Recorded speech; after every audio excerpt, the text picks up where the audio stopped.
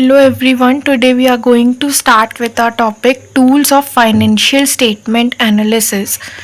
ये एक बहुत ही स्कोरिंग चैप्टर है और बहुत ही इजी चैप्टर है और 4 मार्क्स का इसमें से क्वेश्चन आता है कंपल्शन में। टूल्स ऑफ फाइनेंशियल एनालिसिस में 4 टूल्स होते हैं। जो सबसे पहला टूल होता है वो होता है कंपैरेटिव फाइनेंशियल स्टेटमेंट्स, सेकंड होता है कॉमन साइज स्टेटमेंट्स, थर्ड होता है अकाउंटिंग रेशियोज और रेशियो एनालिसिस और फोर्थ होता है कैश फ्लो स्टेटमेंट। सारे टूल्स के बेस्ड पे आईएससी पे डिफरेंट चैप्टर्स हैं। फर्स्ट 2 टूल्स पे टूल्स ऑफ एनालिसिस वाला चैप्टर है और बाकी के सेपरेट चैप्टर्स। सबसे पहले हम बात करेंगे कंपैरेटिव फाइनेंशियल स्टेटमेंट्स की। जैसे कि कंपैरेटिव नाम है, इसमें हम फाइनेंशियल स्टेटमेंट्स में कंपैरिजन करते हैं। प्रीवियस ईयर और करेंट ईयर का जितना भी प्रॉफिट हुआ है उसका कंपैरिजन होता है, उसको बोलते हैं कंपैरेटिव फाइनेंशियल स्टेटमेंट्स।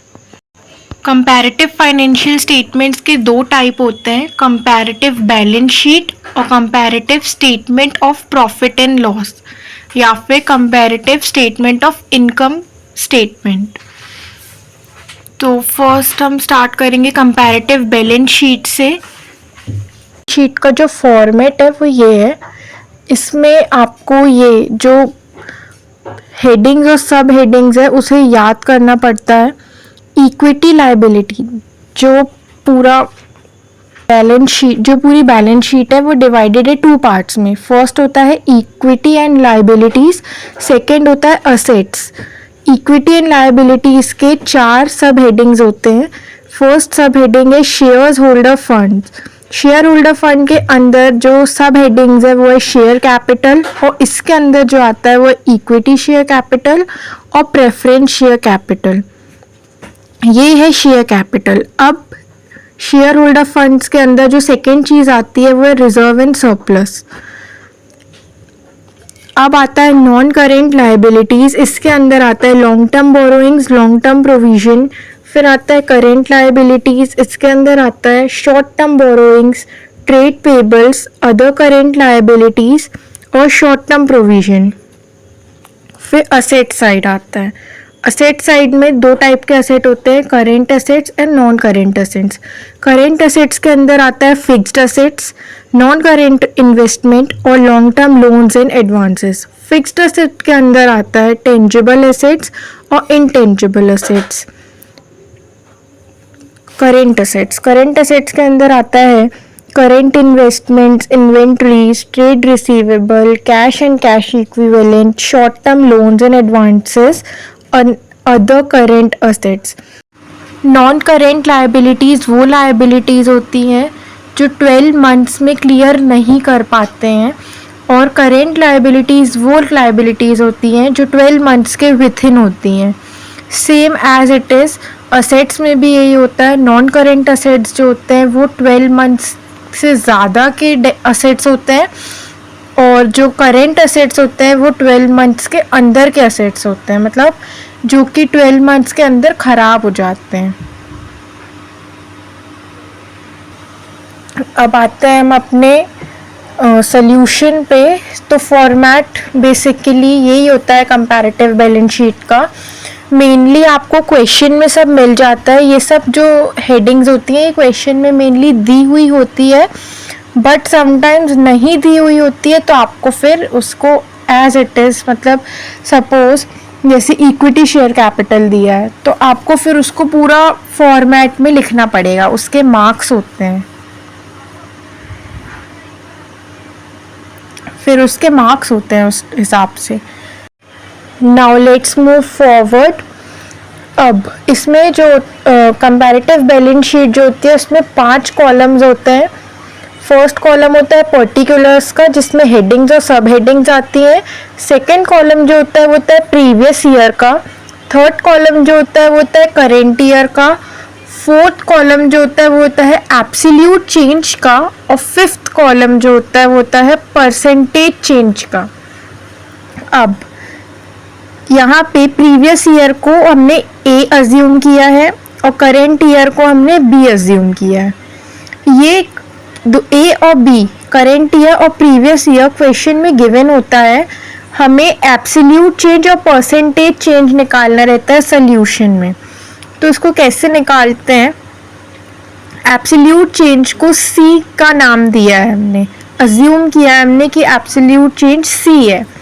अब जो प्रीवियस ईयर होता है और करेंट ईयर होता है, तो हम करेंट ईयर से प्रीवियस ईयर को माइनस करते हैं तो एब्सोल्यूट चेंज आता है।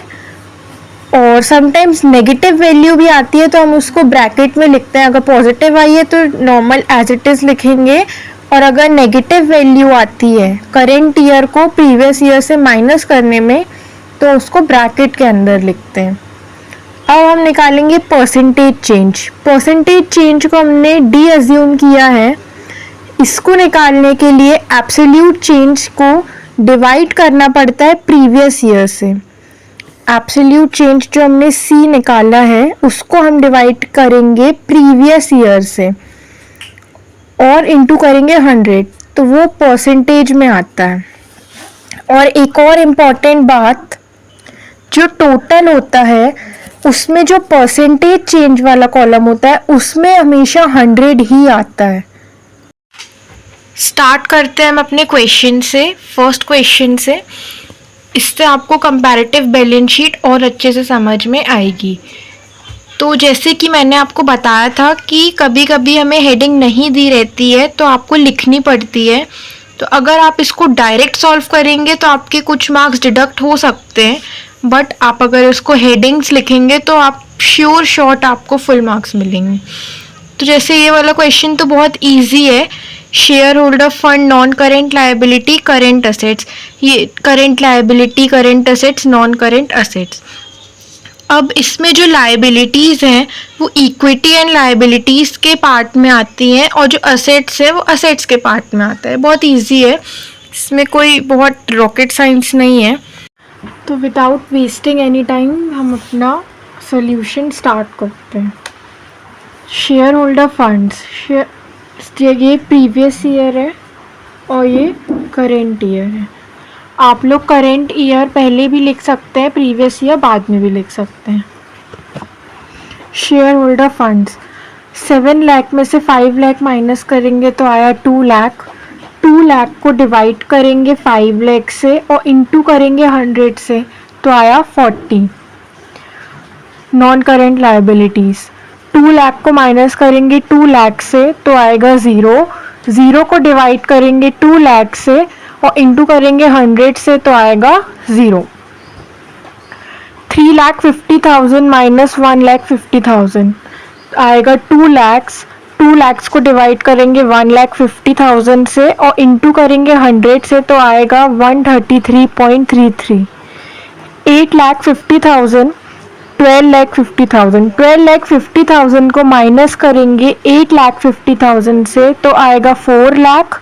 4 लाख को डिवाइड करेंगे 8,50,000 से इंटू करेंगे 100 से तो आएगा 47.05।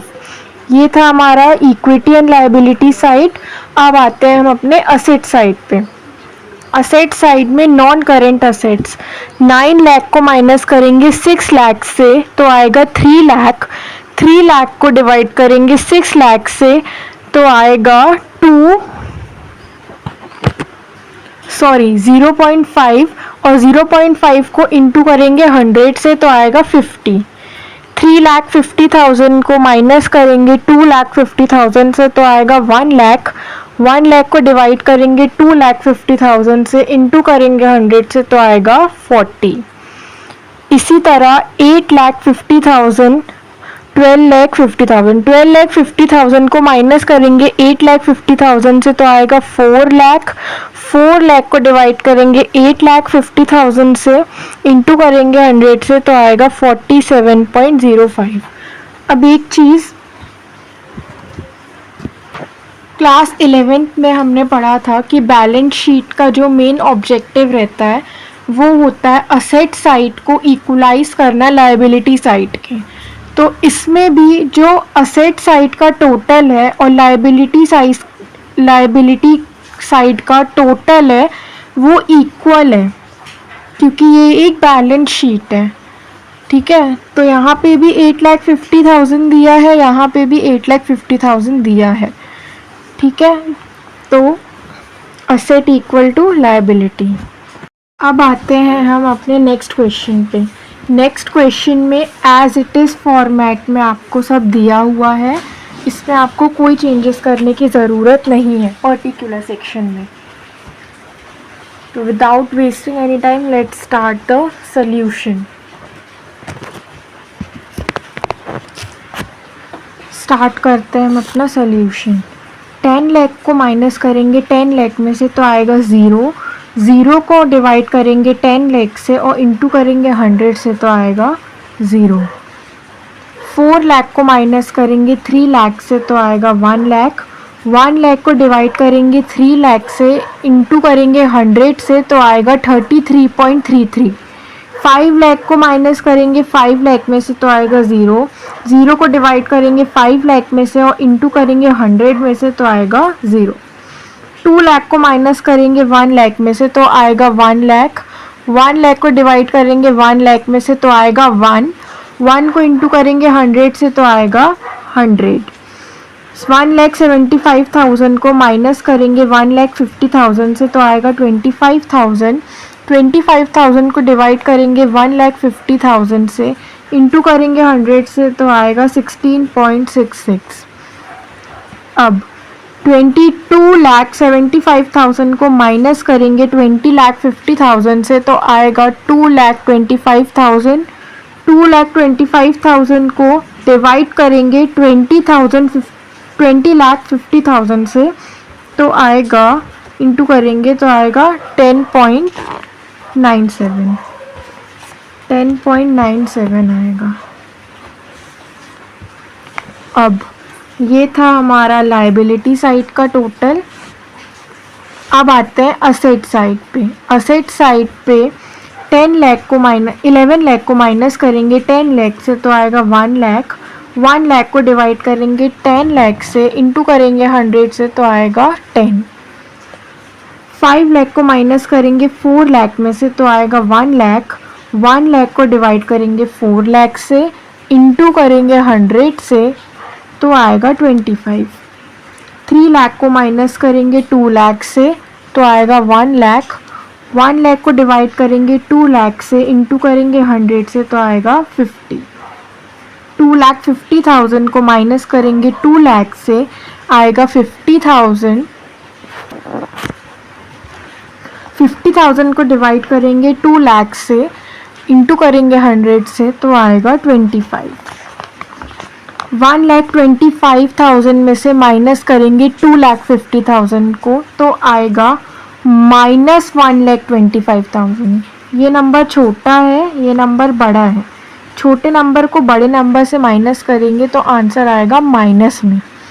अब मैंने आपको शायद नहीं बताया होगा कि अगर माइनस में वैल्यू आती है तो उसे हम ब्रैकेट में लिखते हैं, ना कि instead of writing it like that ऐसे लिखने की बजाय हम इसे ऐसे लिखते हैं अकाउंट्स में। ठीक है, तो इसको ब्रैकेट में लिखेंगे, इसको डिवाइड करेंगे, नेगेटिव वैल्यू को डिवाइड करेंगे पॉजिटिव वैल्यू से, इंटू करेंगे 100 से, तो ऑफ कोर्स आंसर आएगा नेगेटिव। इसको भी हम लिखेंगे ब्रैकेट के अंदर। ठीक है, परसेंटेज वाला जो आया है वो भी नेगेटिव आया है, उसे भी ब्रैकेट के अंदर लिखेंगे। अब यहाँ पे 22,75,000 को माइनस करेंगे 20,50,000 से और तो आएगा 2,25,000। 2,25,000 को डिवाइड करेंगे 20,50,000 से, इंटू करेंगे 100 से तो आएगा 10.97। ये था हमारा कंपैरेटिव बैलेंस शीट का पूरा 2 क्वेश्चन मैंने आपको कराए। अगर आपको और डाउट है तो आप कमेंट सेक्शन में प्रैक्टिस लिख देना, मैं प्रैक्टिस के क्वेश्चन का वीडियो एक अलग से बना दूँगी। अब हम अपने दूसरे टॉपिक पे चलते हैं जो कि है कंपैरेटिव इनकम स्टेटमेंट्स। स्टार्ट करते हैं comparative statement of profit and loss के साथ। जैसे कि इसका नाम है statement of profit and loss और इनकम स्टेटमेंट, तो ये हम इसीलिए बनाते हैं ताकि हम जो भी टैक्स रहता है उसके बाद जो प्रॉफिट बचता है कंपनी का वो कैलकुलेट कर सकें। तो इसका फॉर्मेट है revenue from operations other income. Revenue from operations का मतलब भी इनकम ही होता है, जो सेल करके इनकम आती है वो। Other income, revenue from operation को प्लस करते हैं अदर इनकम के साथ तो आती है हमारी टोटल रेवेन्यू। एक्सपेंसेस, एक्सपेंसेस में बहुत सारे एक्सपेंसेस होते हैं, इन सबको प्लस करके आता है टोटल एक्सपेंसेस। अब प्रॉफिट बिफोर टैक्स, जो टोटल एक्सपेंस होता है और टोटल रेवेन्यू में से माइनस करेंगे टोटल एक्सपेंस तो आएगा प्रॉफिट बिफोर टैक्स। अब इस प्रॉफिट बिफोर टैक्स में से टैक्स के एक्सपेंसेस को माइनस करेंगे तो आएगा हमारा प्रॉफिट फॉर द पीरियड और प्रॉफिट आफ्टर टैक्स। ये था फॉर्मेट। अब हम स्टार्ट करते हैं क्वेश्चन के साथ। इसमें भी एब्सोल्यूट चेंज और परसेंटेज चेंज निकालना पड़ता है, सेम एज इट इज़ जैसा कंपैरेटिव बैलेंस शीट में हमने निकाला था। स्टार्ट करते हैं अपने क्वेश्चन के साथ। ये हमारा पहला क्वेश्चन, इसमें रेवेन्यू फ्रॉम ऑपरेशन दिया हुआ है, अदर इनकम दिया हुआ है, एक्सपेंसेस दिए हुए हैं और टैक्स रेट दिया हुआ है। बहुत ही इजी क्वेश्चन है, इसमें कोई ज़्यादा एंट्रीज दी नहीं हुई है पर्टिकुलर्स में। Without wasting any time start करते हैं। बस यहाँ पे टैक्स रेट में 50% दिया है, ये मैं आपको अभी बताती हूँ, सॉल्यूशन के साथ ही मैं ये एक्सप्लेन कर दूँगी। स्टार्ट करते हैं। रेवेन्यू फ्रॉम ऑपरेशंस, ये हमारा प्रीवियस ईयर है, ये हमारा करेंट ईयर है। 30 लाख में से 20 लाख को माइनस करेंगे तो आएगा 10 लाख। 10 लाख को डिवाइड करेंगे 20 लाख से, इंटू करेंगे 100 से तो आएगा 50। 3,60,000 में से माइनस करेंगे 4 लाख को तो आएगा -40,000, जिसमें हमें ब्रैकेट लगाना पड़ेगा क्योंकि माइनस है। -40,000 को डिवाइड करेंगे 4 लाख से, इंटू करेंगे 100 से तो आएगा -10, इसीलिए इसको भी ब्रैकेट में लिखा है। 2,40,000 और 33,60,000। 33,60,000 को माइनस करेंगे 24 लाख से तो आएगा 9,60,000। 9,60,000 को डिवाइड करेंगे 24 लाख से तो आएगा, इंटू करेंगे 100 से तो आएगा 40। ये था हमारा revenue from operation. Revenue from operation और अदर इनकम दी हुई थी, इन दोनों को हमने इन दोनों के प्रीवियस ईयर की एंट्रीज को प्लस किया तो आया इसका टोटल। इन दोनों को प्लस करा तो आया इसका टोटल, और इसको इसी लाइन से फिर एब्सोल्यूट चेंज और परसेंटेज चेंज कैलकुलेट किया। एक्सपेंसेस की एक ही दी हुई थी, मतलब सब हेडिंग्स नहीं दिए हुए थे एक्सपेंसेस में, तो यहाँ पे टोटल एक्सपेंसेस करके ही लिखा है। आप एक्सपेंसेस भी लिख सकते हैं। 21 लाख से माइनस करेंगे 12 लाख को तो आएगा 9 लाख। 9 लाख को डिवाइड करेंगे 12 लाख से, इंटू करेंगे 100 से तो आएगा 75। ये था इनकम, ये था एक्सपेंस, ये दोनों सेपरेट कॉलम हो गए। अब प्रॉफिट बिफोर टैक्स निकालेंगे। प्रॉफिट बिफोर टैक्स हमारा यही दिया हुआ है, एक्सपेंस वाला। तो अब निकालेंगे प्रॉफिट बिफोर टैक्स।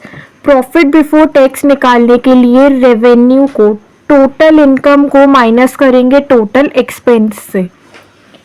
24 लाख को माइनस करेंगे 12 लाख से तो आएगा 12 लाख।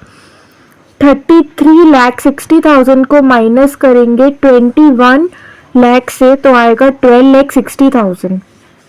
12,60,000 को माइनस करेंगे 12 लाख से तो आएगा 60,000।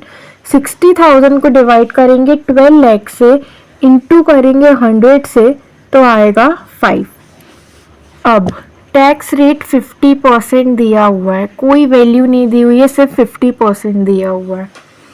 इसमें हम किसका 50% लेंगे? इसमें 50% हम लेंगे प्रॉफिट बिफोर टैक्स का। 12 लाख का 50% लेंगे प्रीवियस ईयर में, 12,60,000 का 50% लेंगे करेंट ईयर में। 12 लाख का 50% होता है 6 लाख, 12,60,000 का 50% होता है 6,30,000। 50% टैक्स दिया हुआ है, हमें निकालना है, ठीक है। अब हम प्रॉफिट बिफोर टैक्स का 50% लेंगे।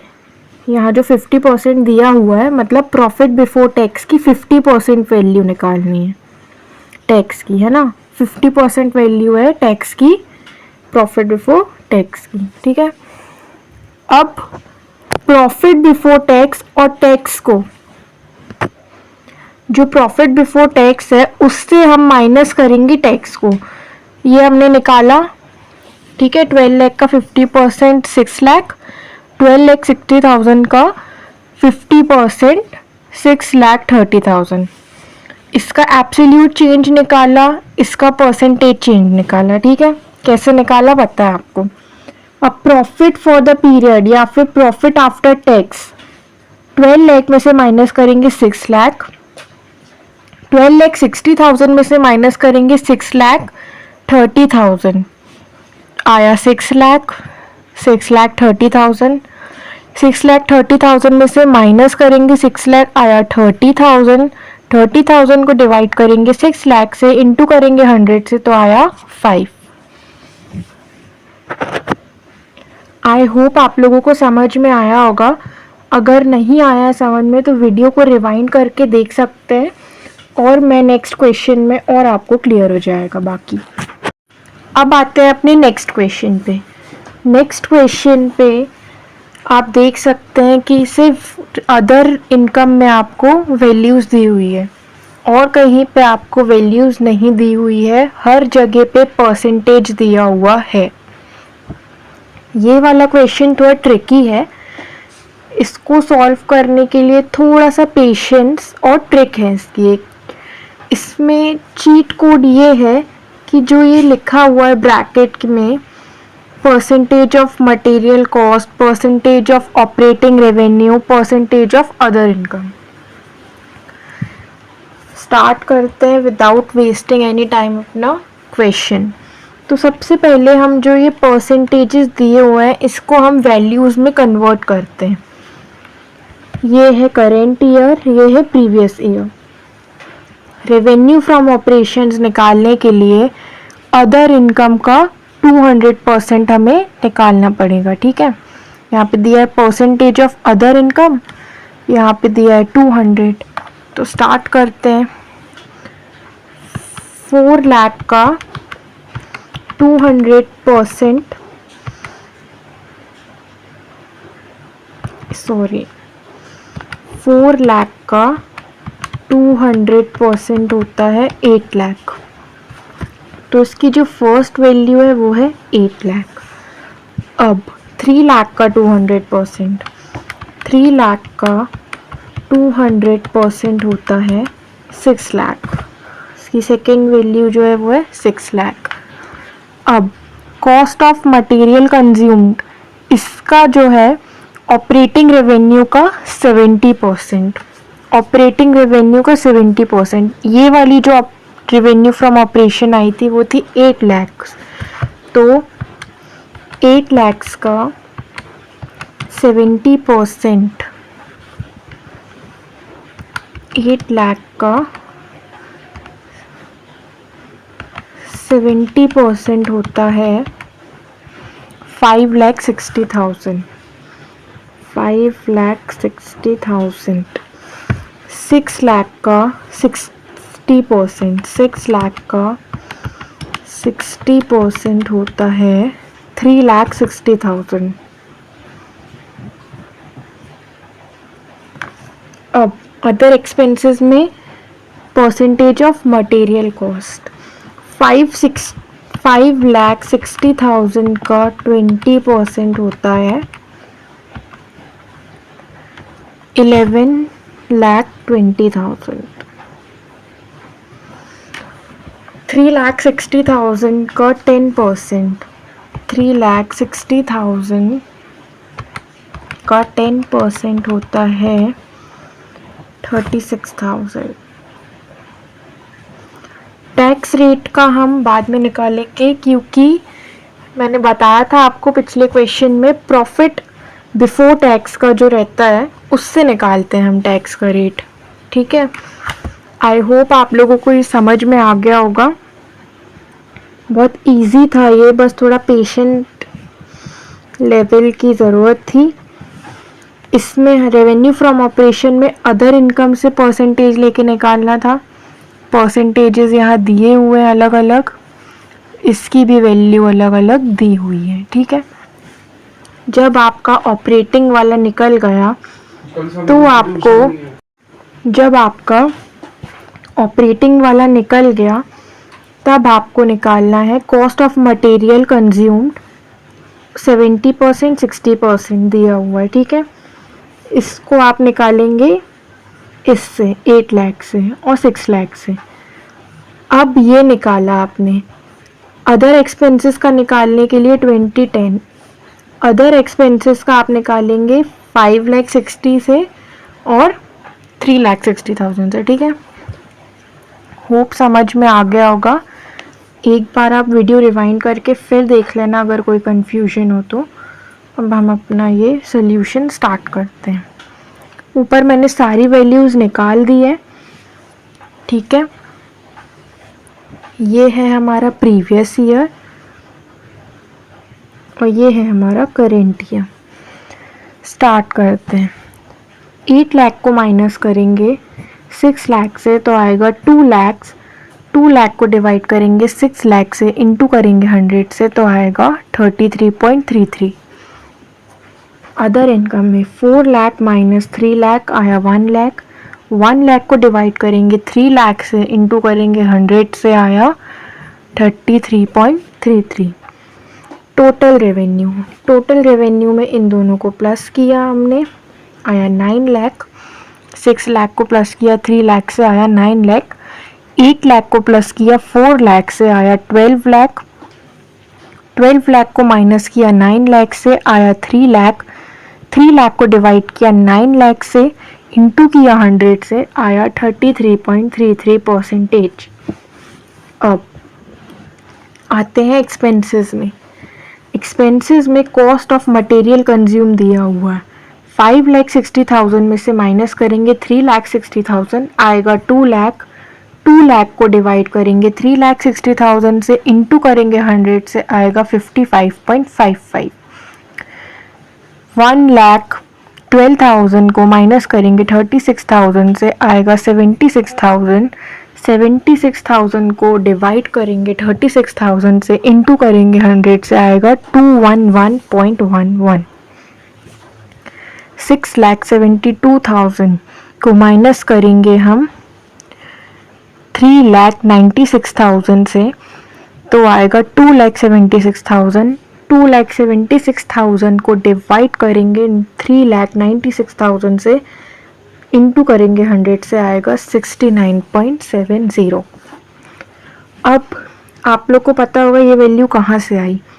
3,60,000 को प्लस करेंगे 36,000 से तो आएगा 3,96,000। 5,60,000 को प्लस करेंगे 1,12,000 से तो आएगा 6,72,000। अब हमने निकाला रेवेन्यू का टोटल, हमने निकाला एक्सपेंस का टोटल।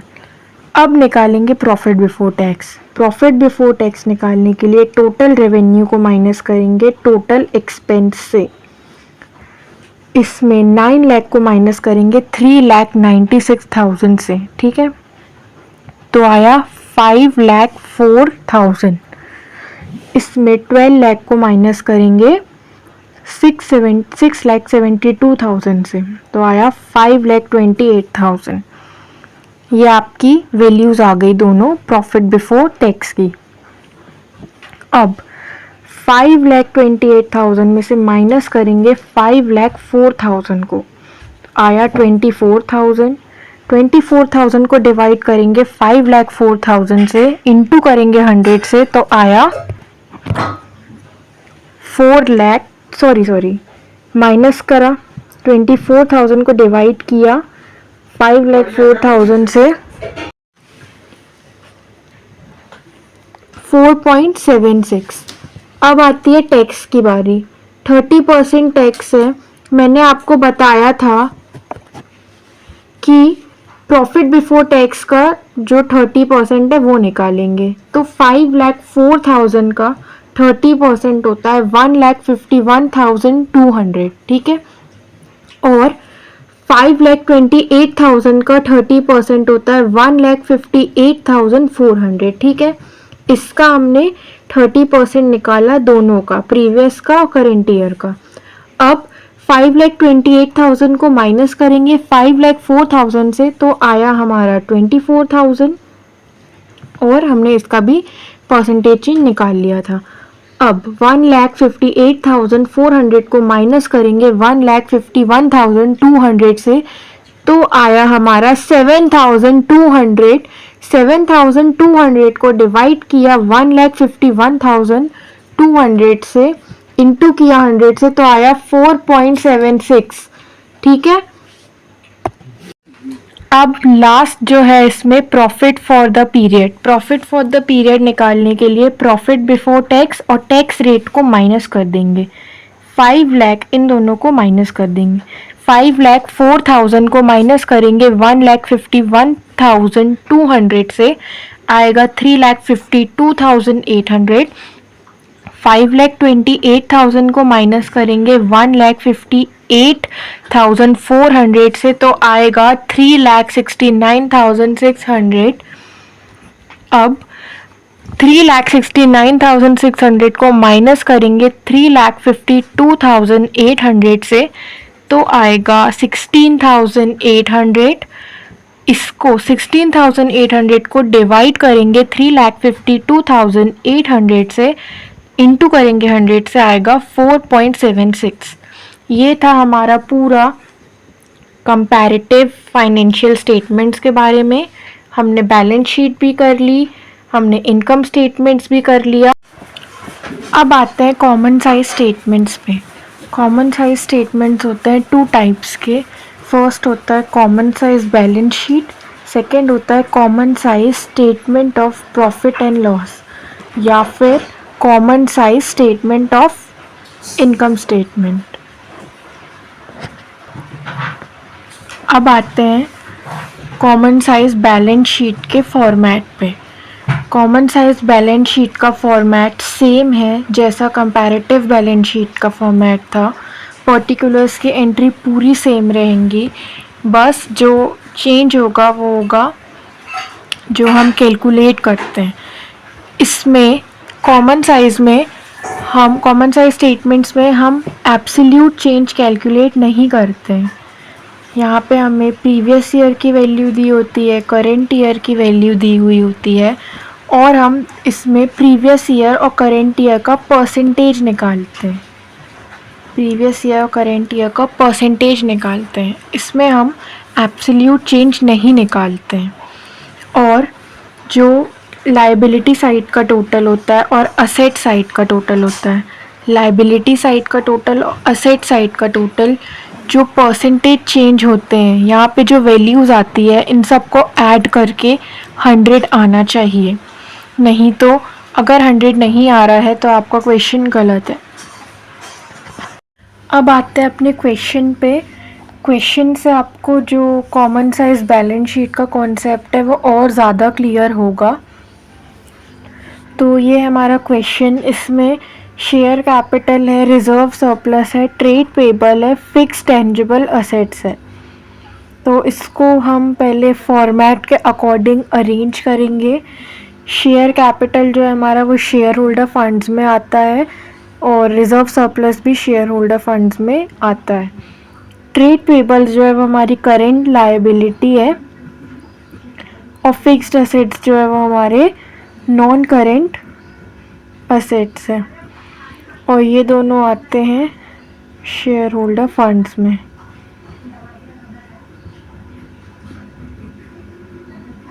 स्टार्ट करते हैं।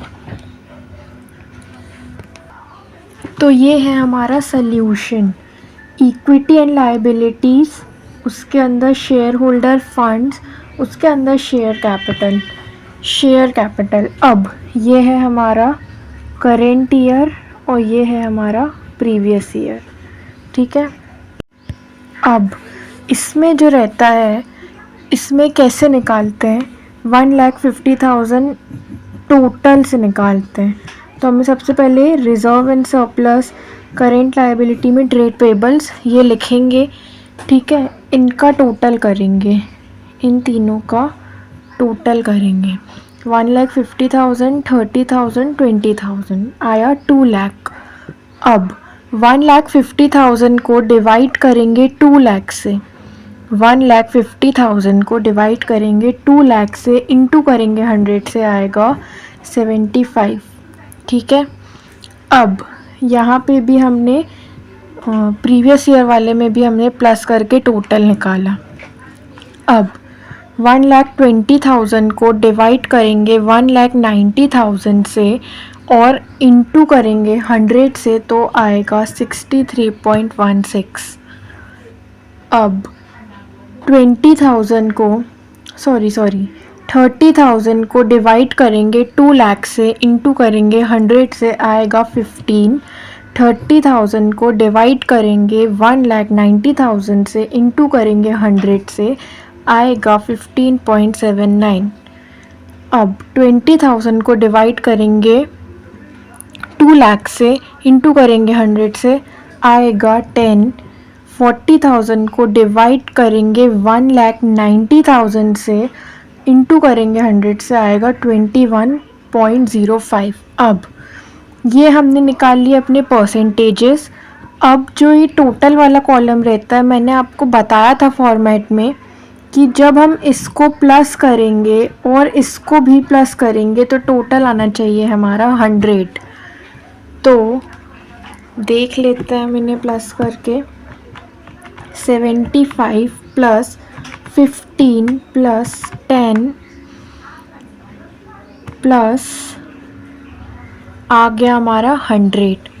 ये वाला हमारा 100 तो आ गया, सॉरी ये वाला 100 तो आ गया। अब चेक करते हैं प्रीवियस ईयर का, 63.16, 15.79 और 21.05, ये भी हमारा 100 आया है, ठीक है।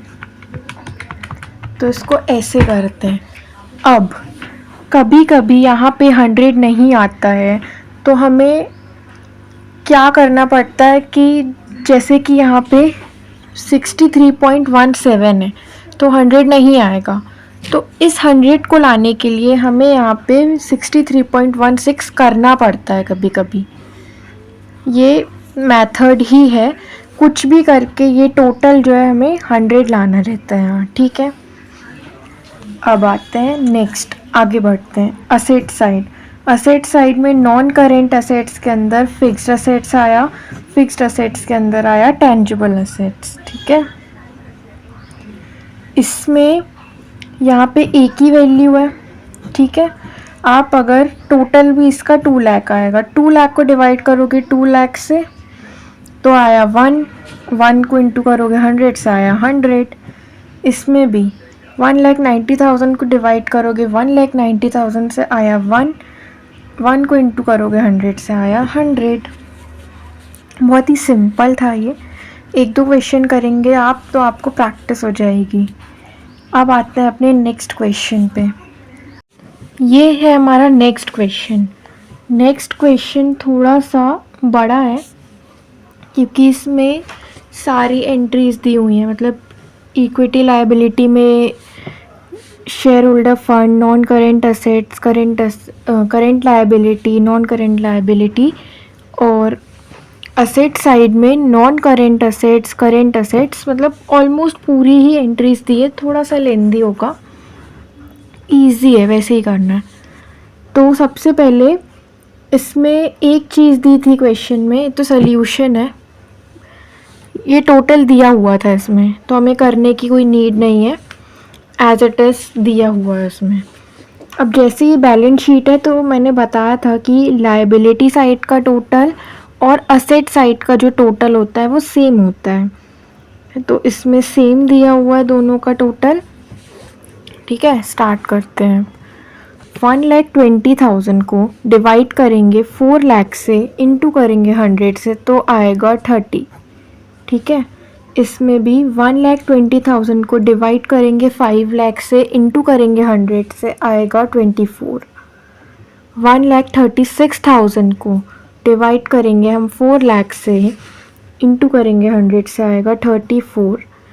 इसमें मेनली क्या करना है आपको, जो प्रीवियस ईयर की सपोज़ ये वाली वैल्यू है, इसको टोटल से डिवाइड करके इंटू करना है 100 से। ठीक है, 2 लाख को डिवाइड करेंगे 5 लाख से, इंटू करेंगे 100 से, तो आएगा 40। 60,000 को डिवाइड करेंगे 4 लाख से, इंटू करेंगे 100 से, तो आएगा 15। 60,000 को डिवाइड करेंगे 5 लाख से, इंटू करेंगे 100 से, तो आएगा 12। 82,400 को डिवाइड करेंगे 4 लाख से, इंटू करेंगे 100 से, तो आएगा 20.60। ठीक है, अब 1,18,000 को डिवाइड करेंगे 5 लाख से, इंटू करेंगे 100 से, आएगा 23.60। 1,600 को डिवाइड करेंगे 4 लाख से, इंटू करेंगे 100 से, तो आएगा 00.40। 2,000 को डिवाइड करेंगे 5 लाख से, इंटू करेंगे 100 से, तो आएगा 00.40। अब ये इनका टोटल आना चाहिए 100, इनको प्लस करेंगे, इनको प्लस करेंगे, चेक करेंगे कि ये 100 आ रहा है कि नहीं। फर्स्ट वैल्यू है 30, फर्स्ट वैल्यू है हमारी 30, सेकेंड वैल्यू है हमारी 34, थर्ड वैल्यू है हमारी 15, फोर्थ वैल्यू है 20.60, फिर 0.40 आ रहा है हमारा, ये वाला साइड हमारा 100 आ रहा है। अब इसको चेक करते हैं, 24, 40, 12, 23.60, 0.40, ये भी हमारा 100 आ रहा है, दोनों साइड हमारे 100 आ रहे हैं। ठीक है, अब आते हैं असेट साइड पे। असेट साइड में नॉन करेंट असेट, उसके अंदर फिक्स्ड असेट। 1,60,000 को डिवाइड करेंगे 4 लाख से, इंटू करेंगे 100 से, आएगा 40। 1,50,000 को डिवाइड करेंगे 5 लाख से, इंटू करेंगे 100 से, आएगा 30। 80,000 को डिवाइड करेंगे 4 लाख से, इंटू करेंगे 100 से, तो आएगा 20। 1,21,250 को डिवाइड करेंगे 5 लाख से, इंटू करेंगे 100 से, तो आएगा 24.25। 90,000 को डिवाइड करेंगे 4 लाख से, इंटू करेंगे 100 से, आएगा 22.50। 1,25,000 को डिवाइड करेंगे 5 लाख से, इंटू करेंगे 100 से, तो आएगा 25। 51,000 को डिवाइड करेंगे 4 लाख से, इंटू करेंगे 100 से, तो आएगा 12.75। 82,000 को डिवाइड करेंगे 5 लाख से, इंटू करेंगे 100 से, तो आएगा 16.40। 19,000 को डिवाइड करेंगे 4 लाख से, इंटू करेंगे 100 से, तो आएगा 4.75। 21,750 को डिवाइड करेंगे 5 लाख से, इंटू करेंगे 100 से, आएगा 4.35। अब इसका टोटल करेंगे और इसका टोटल करेंगे और चेक करेंगे कि यहाँ पे 100 आ रहा है कि नहीं। तो फर्स्ट वैल्यू है 40, 20, 22.50, 12.75, 4.75 आ रहा है हमारा 100, ये वाला साइड, ये सही है। इसको देखेंगे 30, 24.25, 25, 16.40, 4.35, ये भी हमारा 100 आ रहा है, तो ये हमारा सही है। तो ये था हमारा कॉमन साइज बैलेंस शीट। यहाँ पे हमारा कॉमन साइज बैलेंस शीट ख़त्म होता है। अब आते हैं हमारे लास्ट टॉपिक पे, जो है common size income statements. Start करते हैं अपना topic, common size statements of profit and loss और कॉमन साइज इनकम स्टेटमेंट। तो बेसिकली इसको कैलकुलेट क्यों करते हैं ये जान लेते हैं। फर्स्ट तो एनालाइज करने के लिए चेंज को, जो कि individual items of income statement में अकर होते हैं। सेकंड, स्टडी करने के लिए ट्रेंड को, जो कि डिफरेंट आइटम्स ऑफ इनकम और एक्सपेंसेस में रहते हैं। थर्ड, प्रॉफिट की एफिशिएंसी को जज करने के लिए। और ये जो होता है इनकम स्टेटमेंट कॉमन साइज वाला, वो होता है वर्टिकल एनालिसिस पे, ठीक है। तो यही था इसमें थ्योरी, ज़्यादा कुछ है नहीं इसमें थ्योरी में। स्टार्ट करते हैं अपने क्वेश्चन से।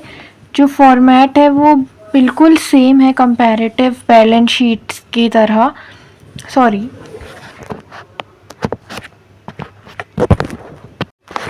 स्टार्ट करते हैं अपने क्वेश्चन से। जो फॉर्मेट है वो जैसा कंपैरेटिव इनकम स्टेटमेंट में था, सेम टू सेम वैसा ही है। स्टार्ट करते हैं। बस यहाँ पे जो रेवेन्यू फ्रॉम ऑपरेशन का रहता है कॉलम, उसमें 100 ही लिखते हैं हम हमेशा। इसमें यहाँ 100 ही आता है, ठीक है। अब स्टार्ट करते हैं। Expense, cost of material consume, ठीक है। 13 लाख को डिवाइड करेंगे 20 लाख से, इंटू करेंगे 100 से, तो आएगा 65, ठीक है। 16 लाख को डिवाइड करेंगे 28 लाख से, इंटू करेंगे 100 से, आएगा 57.14। 4 लाख को डिवाइड करेंगे 20 लाख से, इंटू करेंगे 100 से, तो आएगा 20। 5 लाख को डिवाइड करेंगे 28 लाख से, इंटू करेंगे 100 से, आएगा 17.86। 1 लाख को डिवाइड करेंगे 20 लाख से, इंटू करेंगे 100 से, आएगा 5।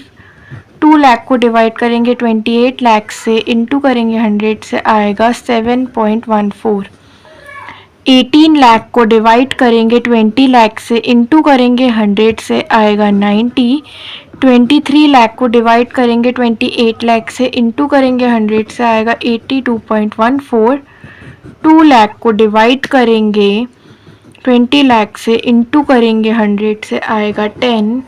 5 लाख को डिवाइड करेंगे 28 लाख से, इंटू करेंगे 100 से, तो आएगा 17.86, ठीक है, 17.86। अब इसमें भी हमें रेवेन्यू फ्रॉम ऑपरेशन वाला जो वैल्यू रहती है उसको डिवाइड करना रहता है, जो आपकी दूसरी वैल्यूज़ दी हुई होती है, और इंटू करना पड़ता है 100 से, ठीक है। ये था हमारा फर्स्ट क्वेश्चन। सेकंड क्वेश्चन में और क्लियर हो जाएगा आपको।